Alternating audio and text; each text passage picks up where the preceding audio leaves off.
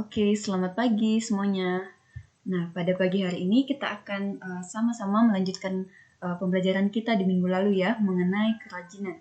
Nah, di minggu lalu Ibu sudah memberikan kalian sebuah kegiatan yaitu mengamati, walaupun ini kegiatannya masih sederhana sekali minggu lalu, tapi tidak apa-apa, Ibu mengajak kalian untuk supaya bisa nyambung dengan materi yang akan kita bahas hari ini. Sehingga pada minggu lalu Ibu memberikan sebuah pertanyaan yang akan menuntun kalian untuk memahami apa yang akan kita bahas pada pagi hari ini.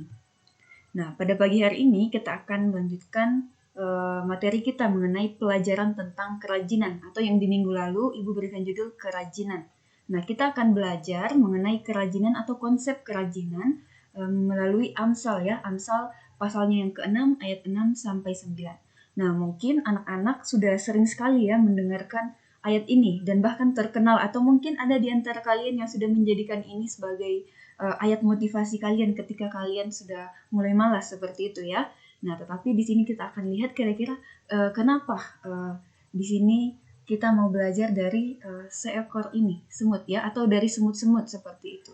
Nah, kita akan lanjutkan nanti, tapi sebelumnya di sini kita akan sama-sama berdoa terlebih dahulu.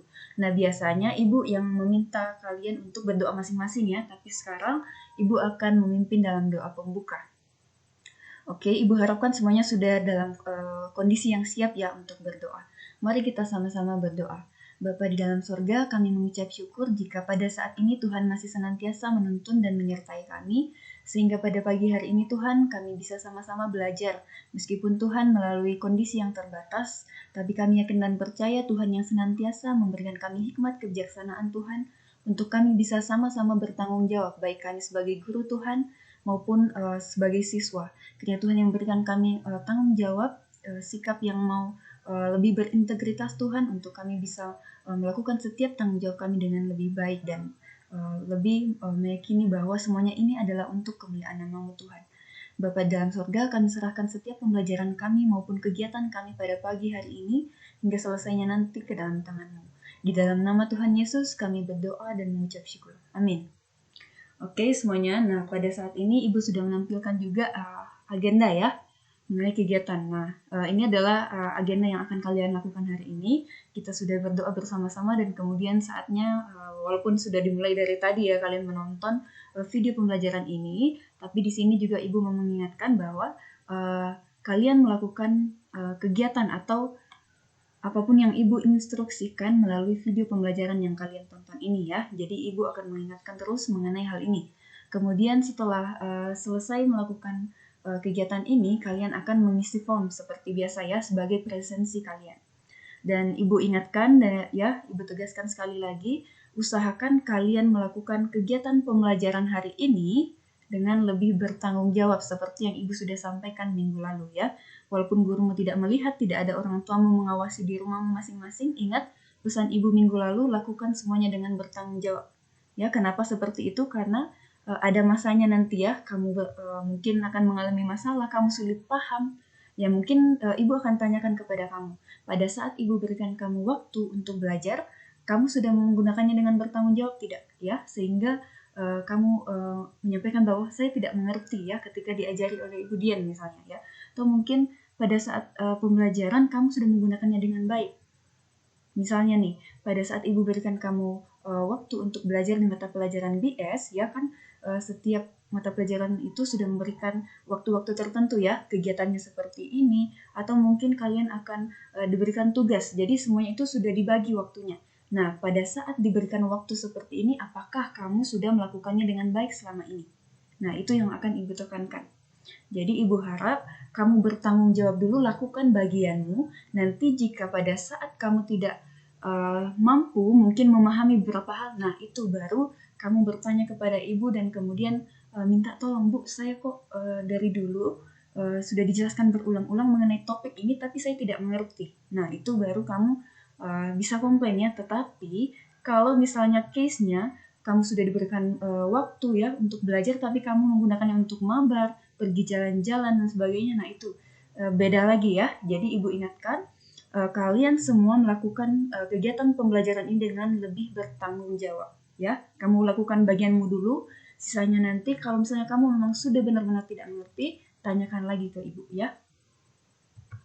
Oke, kita akan sama-sama membaca ya ayat yang sudah Ibu tampilkan tadi ya. Dari Amsal 6 ayat 6 sampai 8 ya. Nah, jadi dari Amsal 6 ayat 6 sampai 8 Ibu juga sudah tampilkan di layar. Mari kita sama-sama membukanya juga dari Alkitab kita masing-masing. Amsal 6 ayat 6 sampai 8. Hai pemalas, pergilah kepada semut, perhatikanlah lakunya dan jadilah bijak. Biarpun tidak ada pemimpinnya, pengaturnya, atau penguasanya, ia menyediakan rotinya di musim panas dan mengumpulkan makanannya pada waktu panen. Nah, dari sini kita sebenarnya sudah langsung mendapatkan gambarannya mengenai apa sih yang dikatakan Amsal 6 ayat 6 sampai 8. Nah, mungkin pada saat membaca ini mungkin ada di antara kita yang sudah tertegur ya. Oh ya, saya juga adalah orang yang malas, dan bahkan Ibu sendiri ya dalam beberapa hal Ibu masih malas seperti itu. Jadi mungkin ada yang merasa, oh kalau belajar saya sudah rajin, tapi dalam hal mungkin membantu Ibu di rumah atau membantu orang tua seperti itu ya kita malas. Dan ada beberapa aspek sebenarnya yang kita masing-masing itu punya sisi kemalasan seperti itu. Nah, sekarang kita akan diingatkan kembali mengenai kemalasan kita ini ya. Kita diminta untuk belajar dari binatang seperti itu ya. Nah, ini yang kita bahas yaitu binatang di ayat 6 ini. Pergilah kepada semut ya, jelas sekali. Kita sebagai pemalas ya, Ibu tidak mengatakan bahwa kita ini malas dalam semua aspek ya. Pasti kita semua punya sisi malas dalam beberapa aspek ya. Beda-beda dari setiap kita. Nah, tetapi kita di sini diajak untuk melihat seekor binatang, untuk belajar dari seekor binatang yaitu semut. Nah, coba kalian ingat kembali pada saat Ibu minta kalian untuk mengamati semut di minggu lalu ya. Nah, apa sih gambaran yang muncul di pikiran kalian mengenai binatang ini ya, seekor semut atau gerombolan semut yang mungkin sering sekali mengganggu bagi kita ya dalam kehidupan kita sehari-hari. Mungkin kalian bisa menemukannya di meja belajar kalian atau mungkin di dapur dan sebagainya. Nah, dalam beberapa hal kita akan terusik dengan kehadiran binatang ini. Tetapi pada saat ini kita sekarang diminta untuk belajar dari semut ya. Nah, kita akan sama-sama melihat di sini. Jadi ayat tersebut ya menjadi lebih jelas dengan bantuan di ayat 6, 9 sampai di pasal 6 ayat 9 sampai 11. Nah, silakan kamu baca ya di ayat 9 sampai ayatnya yang ke-11. Di sini Ibu akan bacakan dan kamu juga mengikuti di rumahmu masing-masing ya. Baca dari Alkitab masing-masing ayat 9 sampai 11. Hai pemalas, berapa lama lagi engkau berbaring? Bilakah engkau akan bangun dari tidurmu? Tidur sebentar lagi, mengantuk sebentar lagi. Melipat tangan sebentar lagi untuk tinggal berbaring. Maka datanglah kemiskinan kepadamu seperti seorang penyerbu dan kekurangan seperti orang yang bersenjata. Nah, dari ayat ini sebenarnya mungkin sudah ada gambarannya mengenai pertanyaan yang Ibu tunjukkan di sini. Kepada siapakah ayat itu ditunjukkan? Atau ditujukan? Kepada siapa sih ayat ini diberikan? Nah, pasti jelas ya dari ayat 6 itu sudah diawali dengan tujuan ayat ini diberikan seperti itu. Untuk siapa? Pastinya untuk si pemalas seperti itu ya. Ya, bagi si pemalas. Siapa pemalas itu? Mungkin saya dan kalian seperti itu. Nah, berarti sekarang kita akan sama-sama belajar nih dari semut seperti itu ya. Nah, sebelum kita melanjutkan pembahasan kita, Ibu ingin sekali untuk memutarkan video ini ya. Semoga ini bisa diputar nih secara langsung.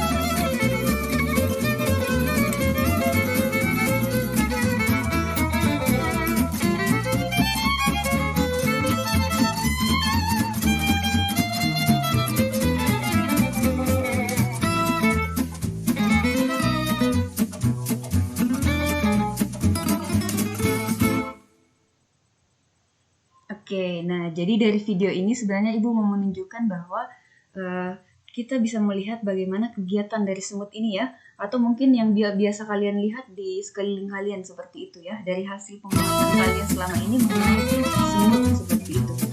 Nah, jadi dari hal ini kita bisa melihat bahwa dari beberapa tulisan ini ya, kalian bisa lihat bahwa ternyata di sini semut ini memiliki pemimpin sebenarnya. Nah, nanti kita akan lihat kok kenapa di ayat 16 dikatakan ayat 7 ya, biarpun tidak ada pemimpinnya. Nah, kita akan mengamati ayat ini nantinya. Apakah ayat ini bermaksud bahwa semut itu tidak memiliki pemimpin atau bagaimana? Nah, dari pengamatan video ini, kalau kamu notice tadi ada tulisan bahwa sebenarnya semut itu memiliki pemimpin ya. Nah, kita akan lihat apa sih maksudnya di ayat 7 ini nanti. Makanya Ibu tampilkan video ini untuk kamu amati dan kita akan sama-sama melihat di dalam ayat yang kita baca hari ini. Oke. Nah, jadi dari Amsal pasal 6 ayat 6 sampai 8, jadi kata meskipun tidak ada pemimpinnya, ini maksudnya ini Ibu tambahkan di sini ya, untuk mengawasi. Jadi meskipun tidak ada pemimpinnya dalam hal untuk mengawasi seperti itu. Jadi bukan berarti semut ini tidak ada pemimpinnya. Seperti itu ya. Jadi ini konteksnya berbicara bahwa meskipun tidak ada pemimpinnya untuk mengawasi mereka, mereka masih bekerja dengan rajin ya. Seperti itu.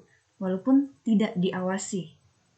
Nah, jadi jelas ayat 7 di sini mau mengatakan bahwa sebenarnya si semut ini memiliki pemimpin, tetapi ayat 7 ini berbicara tentang semut yang tidak diawasi. Meskipun mereka tidak diawasi oleh pemimpinnya, mereka tetap rajin ya mengerjakan bagian mereka seperti itu.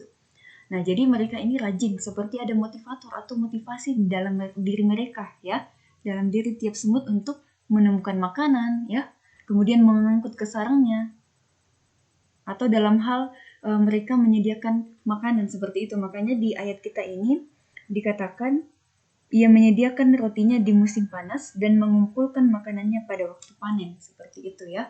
Nah, jadi seperti ada motivator atau motivasi di dalam diri tiap semut untuk menemukan makanan, mengangkat makanannya ke tempat mereka masing-masing, kemudian bisa dikatakan bahwa melakukan persediaan makanannya dalam satu kelompok besar atau kerajaannya semut seperti itu.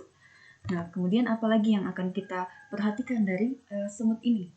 Jadi ada apa di balik semut ini? Nah, ternyata ada fakta di balik binatang ini ya. Jadi, kecuali kalau kamu cabut atau gunting sungut hidungnya atau yang biasa disebut antena. Jadi, ada bagian tubuh dari semut ini ya yang menolong mereka untuk melakukan kegiatan mereka. Jadi, pada saat kamu amati semut, mereka itu akan berbaris seperti itu ya, seperti kayak mereka punya sinyal-sinyal untuk berbicara seperti itu. Tetapi ternyata di sini ada bagian dari tubuh semut yang menolong mereka untuk melakukan hal ini. Nah, jadi kecuali kalau kamu cabut atau gunting semut hidungnya atau yang disebut sebagai antenanya, barulah semut malang itu akan bingung atau tidak tahu arahnya. Nah, tapi Ibu tidak menyarankan kalian untuk mempraktekkan hal ini ya. Jadi ini sekedar fakta saja. Tidak perlu kamu praktekkan, nanti kamu pergi memungut semut seperti itu ya, lalu kamu gunting nih atau cabut semua bagian antena dari semut. Tidak perlu ya. Ini Ibu akan menyampaikan saja bahwa ternyata ada bagian dari tubuh semut yang disebut sebagai antena yang menolong mereka ya untuk saling berkoordinasi. Nah, jadi fakta semut ini bagian yang disebut sebagai antenanya ya. Nah, ini bagian dari bagian-bagian tubuh semut. Nah, jadi ternyata ujung antena dari semut ini bertugas untuk menerjemahkan ya kata-kata kimiawi, lalu memandu mereka dalam barisan atau untuk menuju tempat yang diinginkan atau ke tempat mereka ya. Makanya kalau kamu perhatikan pada saat semut bekerja bersama kelompoknya atau gerombolannya itu, mereka seperti orang yang memiliki bahasa seperti itu ya. Ternyata ada bagian dari tubuh semut yaitu yang disebut sebagai antena. Nah, di sini ujung antena dari semut menerjemahkan kata-kata ya, menerjemahkan kata-kata. Nah, jadi di sini menolong mereka atau memandu mereka untuk menuju ke barisan mereka, kemudian sampai di tempat tujuan mereka atau rumah mereka seperti itu. Jadi kalau kamu ingin mengetahui fakta yang lebih mengenai semut ini, silakan kamu baca artikel yang Ibu sudah berikan linknya ini ya di layar. Nah, ini kamu dapat di Kompas, baca yang di Kompas seperti itu. Nah, lalu kita akan melanjutkan setelah kita melihat bahwa ternyata ada hal di bagian tubuh semut yang menolong mereka untuk melakukan hal ini. Lalu kita akan melanjutkan, ya. Ternyata Amsal 6 ayat 6 sampai 11 tadi yang sudah kita baca ini disinggung kembali dalam Amsal 24 ayat 30 sampai 34, ya. Kemudian dari pasal 26 ayat 13 sampai 16 dan pasal 30 ayatnya yang ke-25. Nah, silahkan buka Alkitabmu masing-masing, kemudian baca ayat ini. Kamu bandingkan ya. Nah, silahkan dilihat di sini Ibu tampilkan tabel ya. Nah, di sini kita akan membandingkan karakteristik dari sesemut dan si pemalas berdasarkan ayat yang tadi. Nah, setelah kamu lihat, ya coba kamu bandingkan. Nah, tetapi di sini Ibu akan tampilkan, nah si semut di sini diberikan kata kerja ya, kata kerja yang selalu dilakukan oleh semut ini adalah menyediakan dan mengumpulkan. Nah, sementara dari si pemalas kita lihat perbedaan yang sangat mencolok ya. Jadi si semut menyediakan dan mengumpulkan, sementara si pemalas berbaring, tidak bangun dari tidur, kemudian tidur sebentar lagi, mengantuk lagi, melipat tangan, dalam kurung ini tidak kerja apa-apa ya, jadi tidak melakukan apa-apa. Kemudian berbaring lagi, kemudian datang kemiskinan dan kekurangan. Ya, jadi itu bedanya. Jadi perbandingan karakteristik sifat si semut dan si pemalas bisa kamu lihat di ayat yang tadi, dan di sini Ibu sudah coba simpulkan dengan bahasa yang lebih mudah kalian pahami ya. Jadi kurang lebih kita melihat apa sih perbedaannya. Kenapa penulis di sini menggambarkan sebuah pelajaran mengenai kerajinan dari si semut. Kenapa harus semut seperti itu? Nah, ternyata setelah kita amati lewat video tadi atau mungkin yang sudah kamu amati sebelumnya, kita menemukan fakta bahwa si semut ini adalah binatang yang sangat rajin gitu ya, menyediakan dan mengumpulkan persediaan makanannya. Sementara si pemalas yang digambarkan di dalam bacaan kita ini adalah orang yang selalu berbaring, tidak bangun dari tidur, tidur sebentar lagi, mengantuk lagi, kemudian melipat tangan, tidak bekerja apa-apa untuk berbaring lagi seperti itu. Maka ujung-ujungnya nanti kemiskinan datang dan kekurangan seperti itu ya. Nah, jadi ini adalah perbandingan atau perbedaan karakteristik dari si semut dan si pemalas. Oke, kita akan lanjut. Lalu bagaimana dengan Yesus? Nah, di minggu sebelumnya kita sudah belajar mengenai Yesus sebagai hikmat Allah. Nah, kenapa Yesus dikatakan sebagai hikmat Allah? Nah, di jawaban kalian di formatif 1 Ibu sudah melihat begitu banyak jawaban ya, bahwa dan yang dominan yang kalian tulis itu adalah Yesus dikatakan sebagai hikmat Allah karena Yesus mampu menunjukkan contoh seperti itu kepada kita ya. Bagaimana sih hal yang dikehendaki Allah seperti itu. Kalau kita mau belajar mengenai apa yang dikehendaki Allah atau apa yang disukai Allah, maka kita harus melihat contohnya, yaitu dari Yesus sendiri. Nah, sekarang kita akan belajar juga mengenai kerajinannya dari tokoh, yaitu Yesus Kristus sendiri. Nah, selama ia melayani di dunia ini, Yesus juga rajin gitu ya. Kalau kamu lihat di Perjanjian Baru, kamu baca setiap kegiatan yang dilakukan Tuhan Yesus, kamu akan mendapatkan kesimpulan bahwa Yesus juga rajin ya, selalu melakukan pekerjaannya. Nah, Yesus tahu panggilannya atau tujuannya datang ke dunia ini ya, atau pekerjaannya, apa yang harus dia lakukan di dunia ini.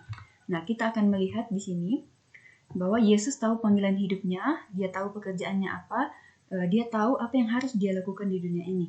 Nah, salah satu contoh yang mungkin bisa kita lihat adalah di dalam Markus 1 ayat 35 ya. Nah, kita akan buka, silakan kamu buka di Alkitabmu masing-masing di Markus pasal 1 ayat 35. Di sini Ibu akan bacakan. Jadi ini adalah salah satu ya, hanya beberapa dari yang Tuhan Yesus sudah lakukan. Jadi Ibu ambil beberapa contoh saja. Jadi banyak sekali hal yang dilakukan Tuhan Yesus, tapi ini hanya salah satu yang Ibu tampilkan ya. Nah, Ibu bacakan dari ayat 35. Pagi-pagi benar, waktu hari masih gelap, ia bangun dan pergi keluar. Ia pergi ke tempat yang sunyi dan berdoa di sana. Nah, apa yang kita dapatkan dari ayat ini. Jadi dikatakan bahwa Yesus bangun pagi-pagi benar ya setiap hari ya. Lalu berdoa kepada Allah Bapanya seperti itu. Jadi itu yang dilakukan Tuhan Yesus. Kemudian bagian yang kedua Yohanes 4. Silahkan dibuka lagi Alkitabnya, Yohanes 4 ayat 32.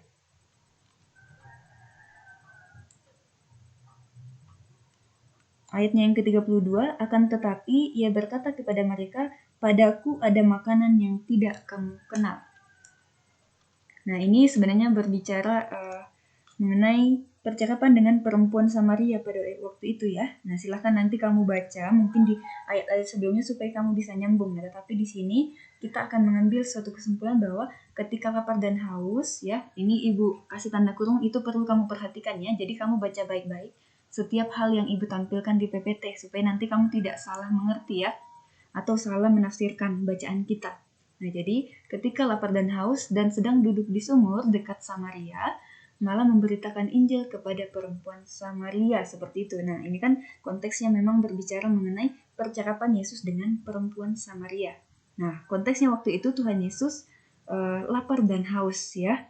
Nah, kalau nanti kamu baca, silakan kamu analisis seperti itu apa saja yang dilakukan. Nah, tetapi yang mau ditekankan di sini, meskipun dalam kondisi ini ya Tuhan Yesus masih memberitakan Injil kepada perempuan Samaria, karena kita ingat lagi bahwa tujuan atau panggilan Tuhan Yesus datang ke dunia itu adalah untuk apa? Memanggil orang yang terhilang seperti itu ya. Nah, lalu apa yang dilakukan pada saat di sumur dekat Samaria? Nah, konteksnya waktu itu Tuhan Yesus sedang lapar dan haus, tetapi apa yang dilakukan? Dia masih menyempatkan diri untuk melakukan tugasnya ya, memberitakan Injil. Padaku ada makanan yang tidak kamu kenal seperti itu.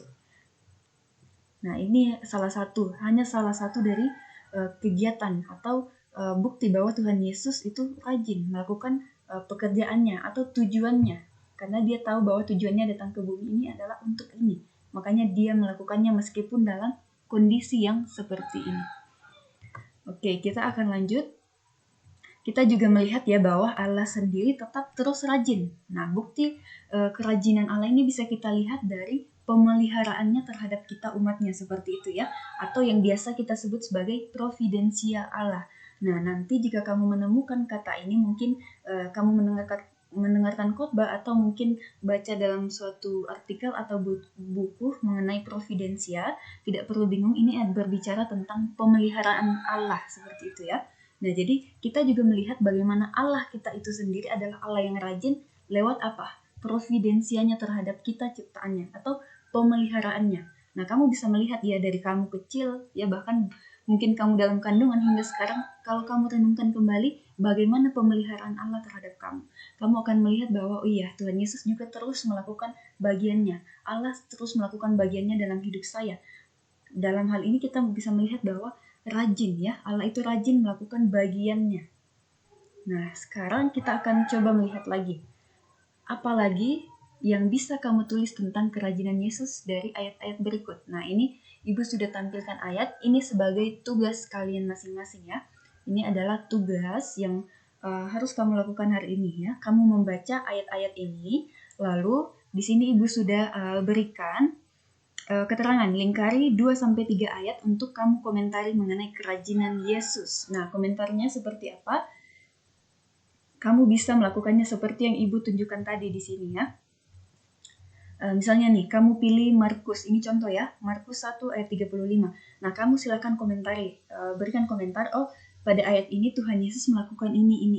Jadi kamu baca ayatnya seperti apa, lalu kamu berikan pendapatmu dan berikan komentar di situ ya. Nah, itu contoh yang sudah kita bahas tadi. Jadi, lingkari 2-3 ayat untuk kamu komentari mengenai kerajinan Yesus. Nah, ini adalah tugas kalian. Dan kita akan bahas di minggu yang akan datang. Seperti itu ya. Jadi, untuk tugas ini kita keep dulu. Mungkin kamu bisa tulis dulu bagian mana tugasmu. Ya, lalu kita akan lanjutkan ke bagian yang ini. Nah, setelah kita melihat tadi bahwa Tuhan itu tidak tinggal diam ya, Tuhan itu terus bekerja dalam kehidupan kita. Kita membuktikannya lewat kehidupan kita sendiri, pengalaman hidup kita, Allah itu terus melakukan bagiannya, tujuannya. Seperti itu, seperti Yesus tadi. Dia tahu tujuannya datang ke bumi ini untuk apa, dan dia melakukannya meski dalam kondisi lapar dan haus, seperti yang kita baca di ayat tadi. Nah, lalu kalau seperti itu, sebenarnya apa sih yang Allah maksudkan dengan bekerja ya, Ibu tanda kutip, apa sih artinya kita bekerja seperti itu? Apakah sekedar melakukan sesuatu atau bagaimana? Nah, di sini kita akan lihat ya. Jadi bekerja yang kita bahas di sini adalah menghasilkan usaha untuk suatu tujuan yang diberikan. Nah, sama seperti konteks Tuhan Yesus yang kita bahas tadi. Tuhan Yesus datang ke bumi ini untuk apa? Pasti kalian sudah tahu ya. Dan apa yang Tuhan Yesus lakukan? Pasti melakukan atau menghasilkan usaha untuk tujuan yang diberikan Allah Bapa kepada dia, seperti itu. Nah, Ibu tidak akan langsung memberikan kamu secara spesifik, karena Ibu di sini ingin mengajak kalian untuk kritis ya. Pada saat Ibu berikan clue seperti ini, ya bekerja itu sama dengan menghasilkan usaha untuk suatu tujuan yang diberikan. Nah, coba sekarang kamu pikirkan, kamu tuliskan dalam catatanmu ya. Pada saat Ibu menjelaskan ini, kamu tuliskan di catatanmu. Tuhan Yesus dikatakan memiliki tujuan. Kan tadi dikatakan bahwa bekerja itu artinya menghasilkan usaha untuk suatu tujuan. Jadi ingat di sini ya. Ibu akan kasih highlighter di sini. Jadi bekerja menghasilkan suatu usaha ya.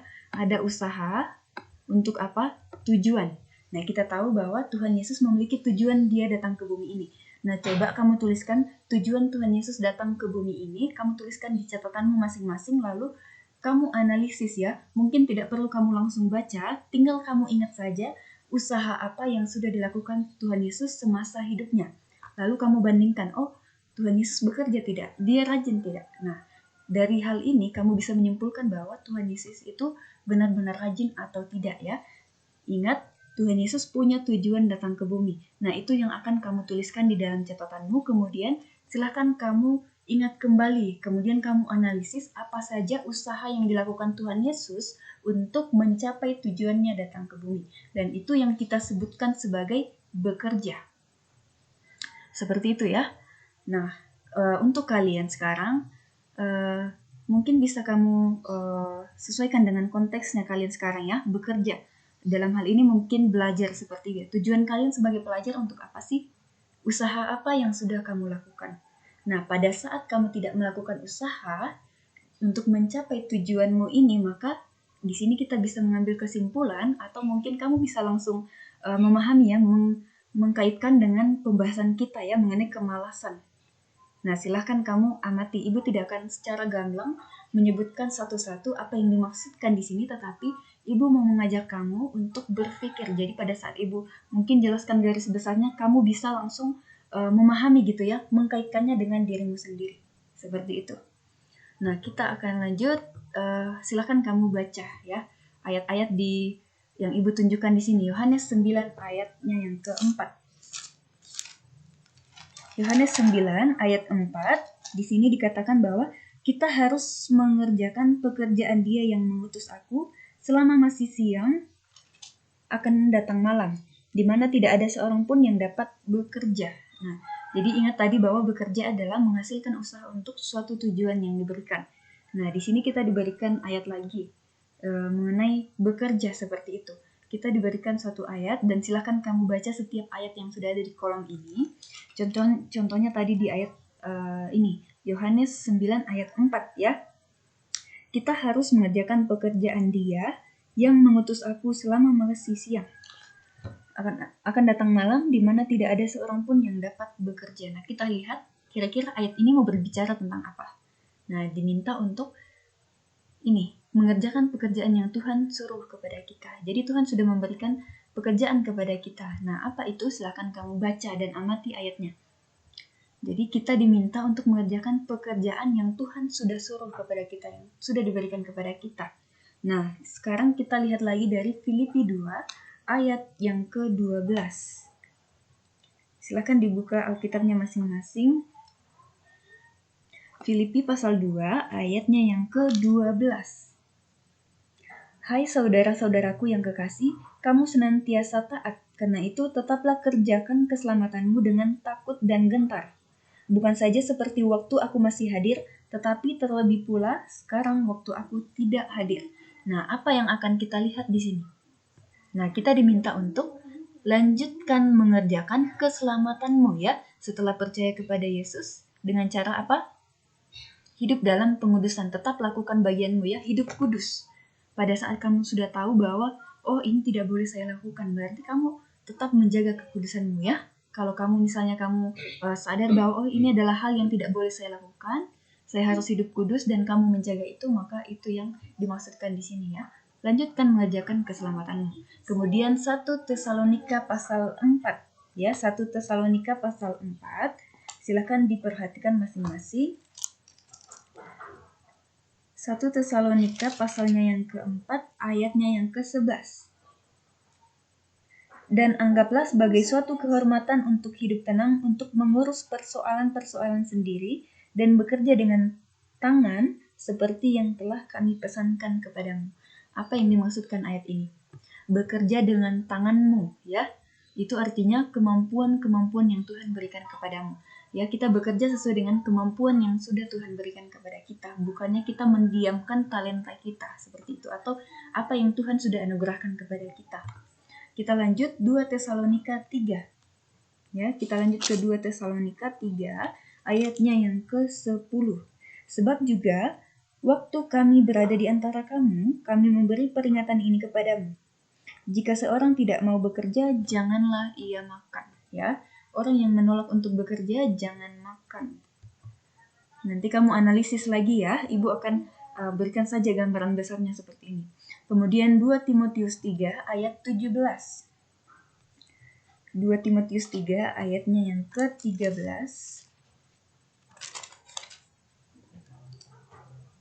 Ibu akan bacakan dan silakan kamu ikuti di Alkitab masing-masing. Sedangkan orang jahat dan penipu akan bertambah jahat, mereka menyesatkan dan disesatkan. Oke, 2 Timotius 13 ayat yang ke-17 ya, sorry Ibu salah baca tadi ya. Dengan demikian, tiap-tiap manusia kepunyaan Allah diperlengkapi untuk setiap perbuatan baik. Nah, jadi supaya kita diperlengkapi dalam setiap pekerjaan baik yang memuliakan Tuhan dan mendukung gerejanya. Jadi, ayat ini mau berbicara bahwa